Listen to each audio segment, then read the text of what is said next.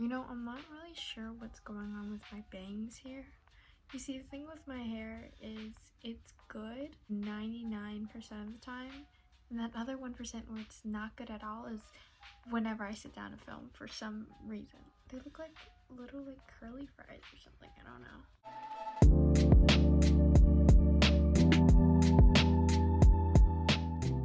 Hey y'all, what's up? I'm Sabrina and welcome back to my book nook. A couple things I want to talk about before I get into the video. I'm sorry. First things first, I have not uploaded for a while. That is my bad, guys. My bad. However, I do think I'm like 90% sure that I'm gonna upload again next week because I already have a review I'm planning on doing or redoing, which I'll actually explain later. Second thing, I hit 200 subscribers. What? That is just mind-blowing. It's like, you know the emoji where it's like, that's me. That emoji is me. I can't even express my emotions right now. I feel like emojis are the only way I can accurately represent what I'm feeling. To everyone that has subscribed to me, thank you so much. It's actually crazy. I've had this channel for less than a year and I already have 200 subscribers. Like, I'm not even kidding. I think my yearly goal was like 100 subscribers or something, so that's actually crazy. Thank you guys so much. I feel like I should do something to celebrate, but I don't know if 200 is a big enough milestone because again, 200 really isn't that much in terms of like YouTube subscribers, but it's so much to me, you guys, so thank you. I've been rambling long enough now, so I think we should just jump straight into the video. So today we are going to be doing a book review of Our Violent Ends by Chloe Gong, and as y'all can see, I got the Barnes & Noble, I got the Barnes & Noble exclusive edition just because, you know, I'm fancy like that. I got this the day it came out. After school, I literally went straight to Barnes & Noble and I got it. So before I get into it, let me just briefly explain how my book reviews work. My book reviews are broken down into 4 parts. Parts 1 and 4 are spoiler free, but parts 2 and 3 will have spoilers, okay? So if you don't want spoilers, you know, don't watch parts 2 and 3. Part 1, I give my beginning thoughts and opinions, as well as a brief plot summary, just sort of like a beginning rambling kind of. Part 2, I talk about plot, writing, and other elements like that. This is sort of where I talk the most. Usually I talk about things I like, things I didn't like, where I do most of my review, to be honest. Part 3, I talk about characters and relationships. That's pretty self-explanatory. I talk about characters and their relationships. Part 4, I give my final thoughts and opinions, as well as an overall rating and answering the question, is it a must read? Okay? Right, so without further ado, let's get into it. Okay, so part 1, beginning thoughts and opinions. Am I being mean if I say I had pretty low expectations for this book? Maybe? I don't know. The first time I read These Violent Delights, which is right there, I didn't enjoy it as much as I thought I would, so I kind of had like low expectations for the sequel, and then this book just completely took me by surprise. And when I say like took me by surprise, I mean like hit me with a car, because like, oh my god, this was so much better than I was expecting. That is actually kind of insane. And in fact, like the more I talk about it and the more I like think about it, the more I kind of grow to like love it. And I don't know, this was such an unexpected like good read for me. In fact, it was so good that I went back and I reread These Violent Delights because I was like, there's no way these are part of the same duology, let alone written by the same author. When I reread These Violent Delights, I realized that I kind of like saw it in a whole new perspective and I gained a new like appreciation for it. So I am going to be taking down my old These Violent Delights book review and I'm going to be uploading a new one, which was what I was talking about earlier in my intro, how I might have an upload lined up next week, which is probably going to be my new book review of this, because I don't know why, but it causes me like a lot of stress and like anxiety to think that there's like this video of me giving opinions that I no longer like believe in or hold on this book that's actually really great. I feel like I was pretty negative in that video, or more negative than I usually am in my book reviews towards that book, and I don't really hold those like negative feelings towards it. In fact, I hold pretty positive feelings, which is why I want to redo this whole book review. Yeah, that's how great this book was. It literally made me go back and reread the first book. Don't get me wrong, I definitely do have some criticisms of this book, but overall, I think it was just a really great book. We're gonna talk more about this in part 2, but now for a brief plot summary. So this book is obviously a continuation of These Violent Delights, which is a Romeo and Juliet retelling set in 1920s Shanghai, China. It follows Juliet Tsai of the Scarlet Gang and Roma Montagov of the White Flowers. Spoiler alert for These Violent Delights, which really isn't a spoiler alert because if you're reading the sequel, then you should already know what happens in the original. But Roma thinks that Juliet killed Marshall, his best friend, and Juliet really didn't actually kill him. She was doing it for his safety, which is, it's this weird thing. But yeah, basically, he hates her, she's trying to protect him, and they're enemies again. Woo! But a new dangerous monster is appearing once again, and so Roma and Juliet have to team up once again to fight this monster and protect their city, but most importantly, protect their hearts from one another. Moving on to part 2. Again, spoiler warning. First off, I don't know what I thought a Romeo and Juliet retelling would end like. I was like, there's no way she's gonna kill them both, and then she did. So, Chloe Gong, please pay for my therapy because I don't think I will ever emotionally recover from this. Anyways, like I said before, this book was way better than I was expecting, and I found myself wanting to read more even though I didn't have time. Like, I would be like, yes, okay, I'm gonna read this, and then like 5 pages in I would fall asleep from like sheer exhaustion. But the point is, I still tried to read it. I was actually like getting invested in the stories and the relationships, which I really didn't feel a connection to in the first book. And honestly, the writing style really grew on me, and you can honestly see the improvement of her writing style so much from the first book to the second book. It really showed her growth as an author. In fact, I think this is one of those very rare times that a sequel is better than the original.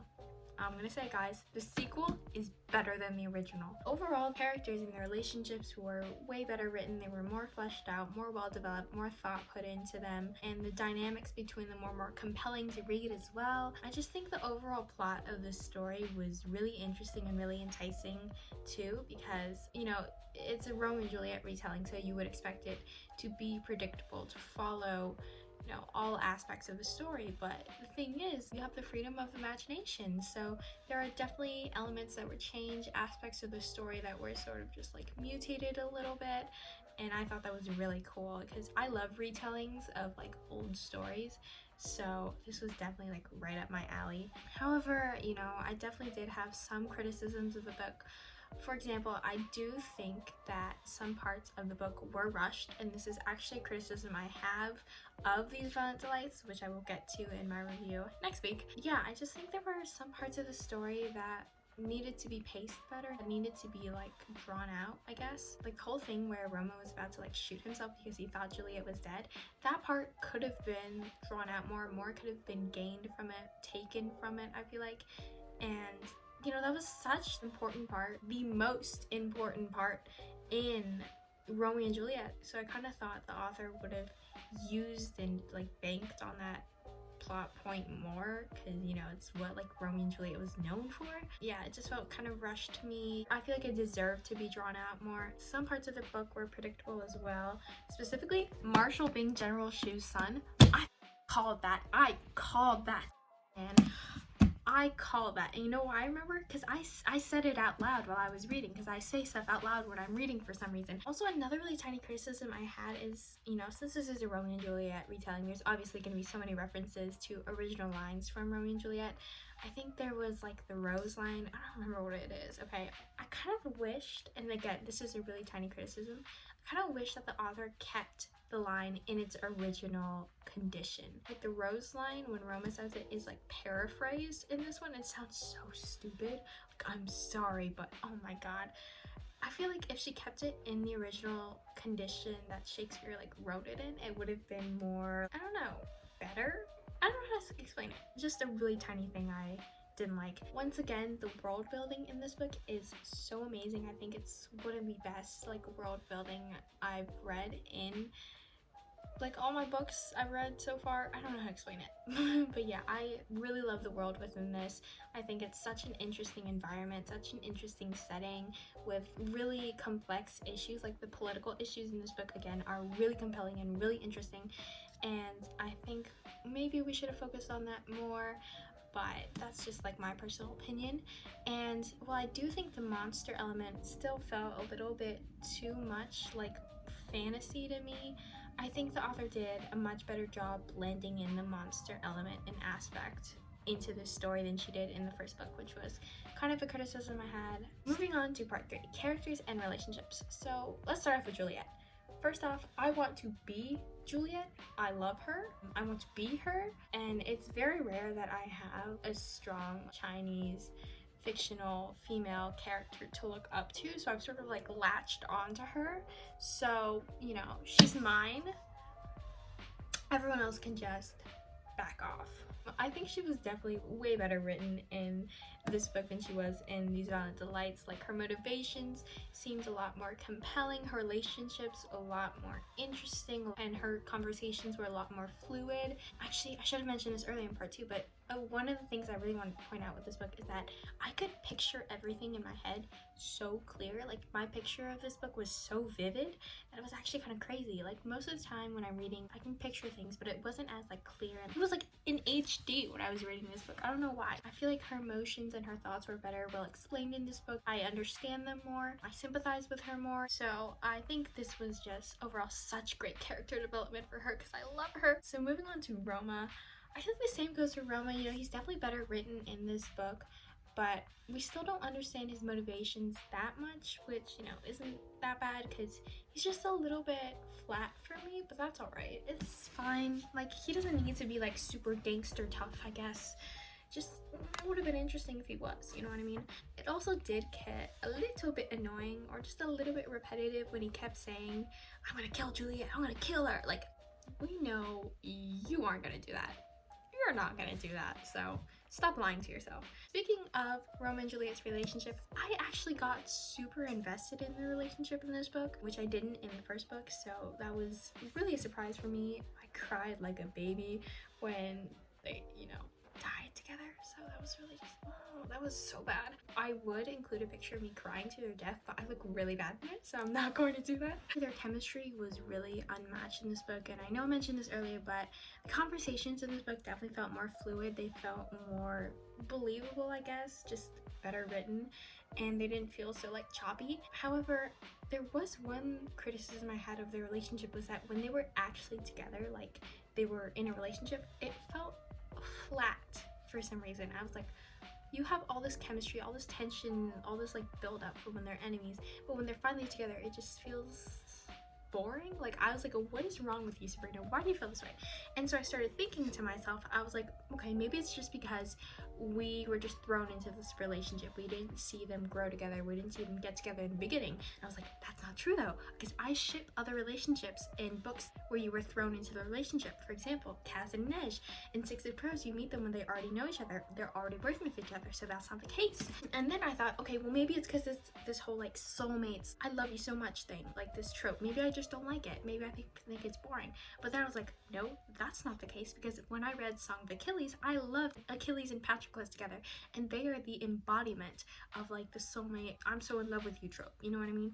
So I kept thinking to myself, like, what is it? And then I was like, okay, maybe it's because they never talk about their futures together, so it just doesn't really seem believable. And then I had a really like life-changing thought. I was like, what if they never talk about their futures together because they can never actually envision one together? Right, guys?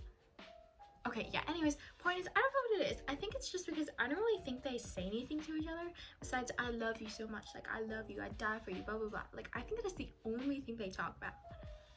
Maybe that's why they felt a little bit flat, because it's like, oh, you just keep telling yourself, like, you love each other? That's great. What else can you possibly talk about? You know what I mean? Yeah, I don't know. I still don't know what it is. If I ever find out why I find them flat, I'll let you guys know. Somehow. Moving on really quickly to Marshall. I love him so much. I do still think he's a little bit corny and not in the good way, but I love him, and I love him and Benedict together. Like, Benedict's angry love confession scene. That was so good. That was so good, you guys. And I think this exclusive edition actually has a couple of chapters where it's like a prequel of Benedict and Marshall together, so that was really cool. Moving on to the next character, Tyler. Now, I'm gonna say something a little bit controversial, but I actually like Tyler, or rather, I like sympathize with his character, or I think he was one of the best characters in the book. Hear me out, guys. The thing is, he's not necessarily a bad guy, okay? You understand his motivations, and that's why you sympathize with him. He's doing what he thinks is best for the gang, for his family, for the city he loves and protects. And it even states in the book, like, everybody in the city loves him. They know who he is. So, yeah, he blew up a couple children. We all make mistakes, guys. We all make mistakes. I think his character was just really interesting and really, like, thought-provoking, to be honest. However, this is just my personal thought. I think his character would have been even more interesting if he was a female, because then him and Juliet would have been like parallels, I feel like, and that would have made for a really interesting dynamic. However, there is a reason Tyler is male, and the fact that he is male and he's sort of like valued in society over females is kind of significant in the book, so I understand why she chose to make him male, but I think it could have been really interesting if Tyler was a female. Either way, I know he's hot, okay? I know he's hot. Don't even argue with me about that. If there ever is like a TV show or a movie made, I bet whoever they cast as Tyler's gonna be hot. I'm not even lying. Okay. Moving on to part 4, final thoughts and opinions. Okay, so overall, this book was an unexpected surprise and surprisingly very good read, and this is one of the rare times that I think a sequel is actually better than the original, and the world building in this book is some of the best I've read so far, and I think the characters and relationship definitely got a well-deserved like glow up and like enhancement, sort of. I feel like they were more well developed, more well fleshed out, better written, better thought out, just everything was better. And you know, there definitely were some rushed and predictable parts in the story and just a couple other like tiny criticisms I had. But overall, I think this book is one that's probably not going to leave my mind and I'm not going to be able to stop thinking about anytime soon. Overall, I rated it a 4.6 out of 5 stars. Is it a must read? Honestly, yeah, guys, it kind of is. It kind of is, and I realize that it's a sequel, so you have to read the original before you read this one, but I think it's worth it. I think the overall duology is really strong, and it's a pretty great duology, honestly. Like, there's a reason it's popular. Yeah, I think it is a must-read. However, I will tell you guys, go in with no expectations or low expectations, because you have your expectations too high, you might get let down, which is not great. Okay, so if you do decide to read it, you know, buckle up. You're in for a long ride. Yeah, I think that's everything I wanted to talk about. If you like this video, give it a thumbs up. If you don't hate it, give it a thumbs down. I don't really care. Thank you so much for watching, and I'll see y'all next time. Bye!